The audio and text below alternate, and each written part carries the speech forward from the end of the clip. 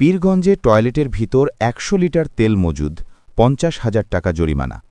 ঠাকুরগাঁয়ের পীরগঞ্জে অবৈধভাবে জারকিনে করে পেট্রোল মজুদ রাখার অপরাধে আরএন ফিলিং স্টেশনের মালিককে ৫০,০০০ টাকা জরিমানা করেছে ভ্রাম্যমাণ আদালত। গতকাল শনিবার রাত 10:30টার দিকে ভ্রাম্যমাণ আদালতের বিচারক সহকারী কমিশনার ভূমি এনএম ইসফাকুল কবির এ জরিমানা করেন। উপজেলা প্রশাসন সূত্রে জানা গেছে, আরএন ফিলিং স্টেশন কর্তৃপক্ষ প্রায় ১০০ লিটার পেট্রোল জারকিনে ভরে টয়লেটে মজুত করে রাখে।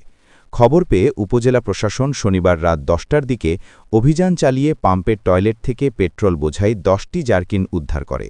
পরে ভ্রাম্যমাণ আদালত পাম্প মালিক রেজওয়ানুল হককে ৫০,০০০ টাকা জরিমানা অনাদায়ে ৩ মাসের বিনাশ্রম কারাদণ্ডের আদেশ দেন। উল্লেখ্য, রেজওয়ানুল হক উপজেলার সেনুয়া বালিকা উচ্চ বিদ্যালয়ের সহকারী শিক্ষক। এ প্রসঙ্গে সহকারী কমিশনার ভূমি এনএম ইসফাকুল কবির জানান, অবৈধভাবে জ্বালানি তেল মজুদ রাখায় তেল পাম্প মালিককে জরিমানা করা হয়।